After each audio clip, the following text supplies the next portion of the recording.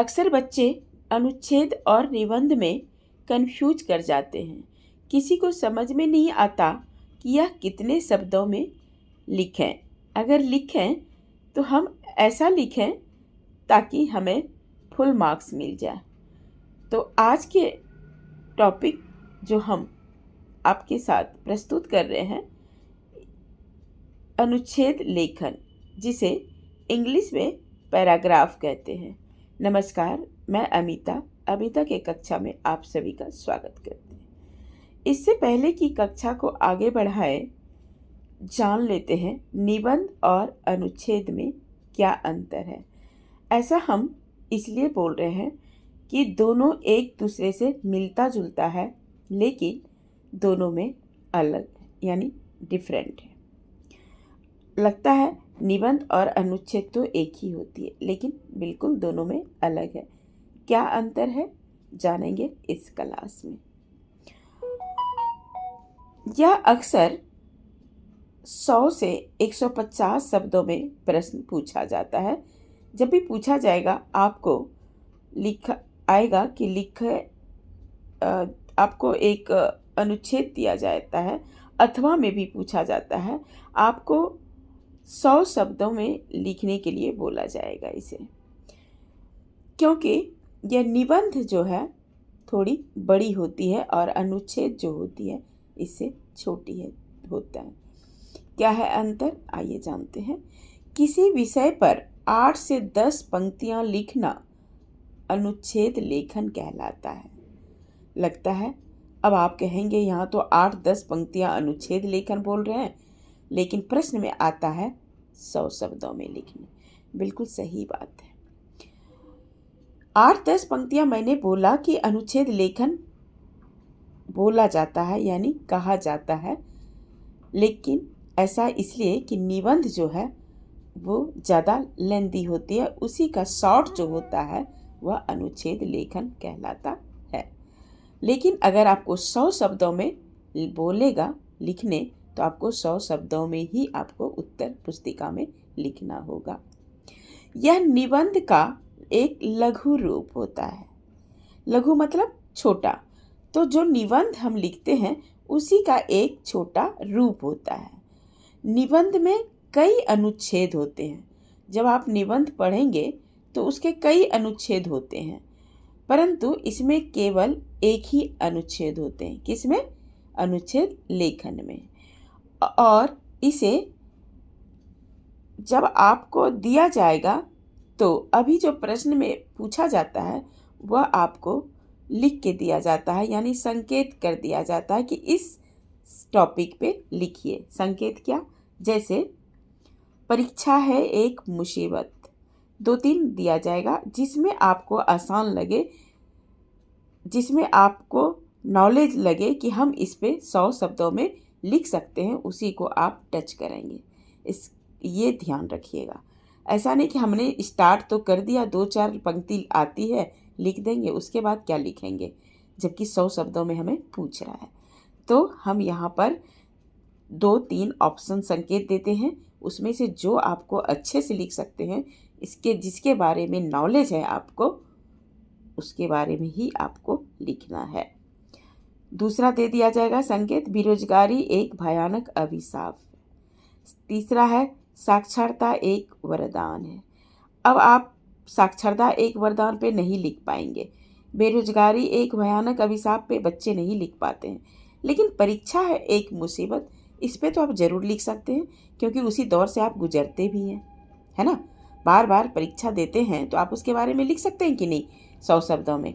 इसी तरह आपको लिखना है, जो कि प्रश्नों को संकेत से संबंधित लिखना है, जो कि बिल्कुल आसान हो जाता है विद्यार्थी को लिखने के लिए। हमारे टाइम में ये नहीं था, अपनी मर्जी से दिया जाता था किसी एक टॉपिक पे, जो हम लोग को भारी मुश्किल पड़ता था लिखने के लिए। अनुच्छेद लिखने में विद्यार्थी को मुश्किल होती थी। क्यों? निबंध में व्यर्थ बातें हम भरकर लिख देते हैं, लेकिन इसमें कुछ सटीक बातें लिखनी पड़ती है। अपने विचार में ज़्यादा व्यक्त कीजिएगा तो अच्छे मार्क्स आएंगे। अनुच्छेद में ध्यान दीजिएगा। आलतू फालतू लिखेंगे, फुल मार्क्स नहीं मिलेंगे। अगर आपको लगेगा कि 100 शब्दों में पूछा गया है, आप वहाँ 150 शब्दों में लिखेंगे तो आप अपनी टाइम वेस्ट करेंगे। ऐसा मत समझिएगा कि 100 शब्दों में पूछा जाएगा तो हम 150 शब्दों में लिख देंगे तो हमको ज़्यादा मार्क्स मिलेगा। बिल्कुल गलत है। आप अपनी टाइम को वेस्ट कीजिएगा, ध्यान दीजिएगा। आप अपने शब्दों में व्यक्त कीजिए, अपनी लैंग्वेज में, वो उसमें टीचर बहुत अच्छे मार्क्स देते हैं खुश होकर। अनुच्छेद लेखन एक महत्वपूर्ण कला है या कौशल है, जिसका मतलब होता है किसी विषय में संक्षिप्त और क्रमबद्ध तरीके से लिखा जाए। एक अच्छा अनुच्छेद लिखने के लिए हमें कुछ बातों का ध्यान रखना जरूरी होता है। क्या जरूरी होता है? आइए इसके कुछ नियम को जान लेते हैं। तो नियम जो है कुछ इस प्रकार है, ध्यान देंगे। सबसे पहले अपने विचारों को क्रम से दें। वाक्य छोटे छोटे तथा विषय के अनुकूल हों, यानी छोटे छोटे वाक्यों में आप लिखेंगे जो सुटेबल लगे। वाक्य आपस में संबंध रखते हों। भाषा सरल व सटीक हो, यानी जितनी भी आप लिखेंगे वो, ताकि जो प्रश्न उत्तर पुस्तिका जांच रहे हैं टीचर शिक्षक, उसको आपकी भाषा सरल एवं सटीक हो, इसलिए कि आप अपनी लैंग्वेज में लिखिएगा। एक ही बात को बार बार नहीं दोहराइएगा तो अच्छा होगा। अनुच्छेद जब भी लिखें वो संक्षिप्त और प्रभावशाली हो। प्रभावशाली इफेक्टिव हो और संक्षिप्त मतलब छोटा हो, जैसा कि हमने पहले ऊपर पे डिफरेंट बताया था। तो चलिए, ये तो थे कुछ उसके नियम। अब हम आज एक जिस टॉपिक को लिए हैं उसका एक उदाहरण के तौर पे समझेंगे, ताकि आप इसे अच्छे से और समझ जाइएगा। तो चलिए, एक टॉपिक लिए हैं जो काफ़ी प्रचलन है, आदर्श विद्यार्थी। ये हमने अपने से लिखा है और अपनी ही लैंग्वेज में लिखे हैं, ताकि आप लोग भी इस तरह लिख सकें चाहे कोई भी टॉपिक पूछे। तो आदर्श विद्यार्थी क्या होती है? आदर्श का मतलब होता है बहुत अच्छा, आइडियल, और स्टूडेंट विद्यार्थी। तो एक आदर्श विद्यार्थी को क्या क्या लक्षण होना चाहिए, कैसा होना चाहिए, आइए जानते हैं। विद्या ग्रहण करने वाले विद्यार्थी कहलाता है, यानी जो विद्या ग्रहण करता है उसे विद्यार्थी कहते हैं। प्राचीन परंपरा के अनुसार आदर्श विद्यार्थी में कुछ गुणों का होना नितांत आवश्यक है। सही है। उसे ज्ञानार्जन के लिए एक चित्त होकर सतत प्रयत्न करना चाहिए। एक चित्त मतलब एकाग्र होकर। विद्यार्थी को स्वयं अल्पाहारी होनी चाहिए। अल्पाहारी मतलब कम खाना चाहिए। इसलिए कम खाना चाहिए कि उसे जैसे पेट भर के खाएगा तो नींद आएगी। जाहिर सी बात है, जब नींद आएगी तो आएगी नींद, तो पढ़ेंगे क्या? कम खाएंगे तो जगे रहेंगे, फिर पढ़ाई होगी। तभी विद्यार्थी विद्या पाने के लिए नियम पूर्वक पाठशाला जाता है तथा अध्ययन करता है। संस्कृत के श्लोक में कहा गया है कि काक चेष्टा बको ध्यानम श्वान तथैव च अल्पहारी गृह त्यागी विद्यार्थी इन पंच लक्षणम। ये विद्यार्थी का 5 लक्षण है। अल्पहारी कम खाना, गृह त्यागी घर को त्याग दीजिए, मोह माया छोड़ दीजिए माँ पिताजी भाई बहन का, तभी आप पढ़ सकते हैं। श्वान निद्रा मतलब सोएंगे ज़्यादा तब तो पढ़ाई हो गई। तो ये जो है 5 विद्यार्थी का लक्षण जो है, जिस तरह छोड़ देंगे ना तो वो एक आदर्श विद्यार्थी कहलाएंगे। तो काक चेष्टा बको ध्यानम जो कहता है, जिस तरह बगुला का ध्यान देखेंगे ना आप, एक नदी में हमेशा मछली पकड़ने के लिए चाहत रहता है, उसी तरह एक उदाहरण दिया है। उसी तरह विद्यार्थी का लक्षण हमेशा किताबों पर ध्यान रहना चाहिए, इसलिए यह संस्कृत में श्लोक कहा गया। अतः विद्यार्थी को आलस्य से दूर रहकर कठोर परिश्रम करनी चाहिए। विद्यार्थी को समय का सदुपयोग करना चाहिए। उसे माता पिता और गुरुजनों का आदर करना चाहिए। आदर्श विद्यार्थी को अपना काम स्वयं करना चाहिए।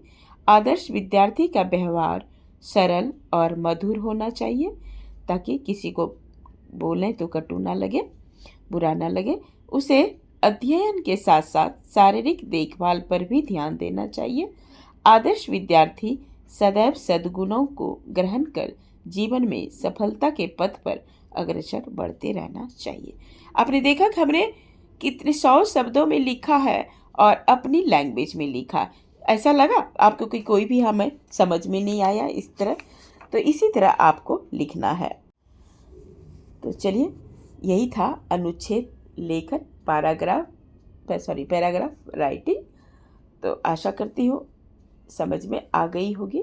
नियम को पढ़ेंगे, एक बार अपनी लैंग्वेज में लिखेंगे तो मार्क्स मिल जाएंगे। यहाँ पर एक बात बताती हूँ आपको कि वैसे आप कितना भी अच्छे से लिखते हैं ना तो फुल मार्क्स नहीं मिल पाएंगे। सपोज अगर ये 10 नंबर का होगा तो आपको 8-7 मिलेंगे। क्यों मिलेंगे? क्योंकि अनुच्छेद लेखन, निबंध में, स्टोरी टेलिंग में जो भी लिखते हैं ना तो उसमें मात्राएं जो हैं बच्चे खा जाते हैं, यानी गलतियां करते हैं मात्राओं का। इसलिए मात्राएं जो है मात्रा की वजह से वह गलत हो जाते हैं, तो फुल मार्क्स नहीं आएगी। ऐसा नहीं है, मैं ऐसा नहीं कह रही हूँ। जिनकी हिंदी बहुत अच्छी होगी वो शायद हो सकता है बहुत अच्छे से लिखेंगे, तो हो सकता है मार्क्स नहीं भी कटेंगे। तो इसलिए मैं ऐसा इसलिए कह रही हूँ, जब आप अनुच्छेद लेखन लिखें तो उसमें मात्राएं का खास ध्यान रखेंगे। तो चलिए, आशा करती हूँ समझ में आ गई होगी, और अगर कुछ पूछना हो तो कमेंट के माध्यम से आप पूछ सकते हैं। तो आज की क्लास यहीं ख़त्म करती हूँ। अगर आज की क्लास पसंद आती है तो इसे लाइक, शेयर, सब्सक्राइब करें ताकि दूसरों को भी मदद मिल सके। तो मिलती हूँ नेक्स्ट क्लास में, तब तक के लिए take care and bye bye.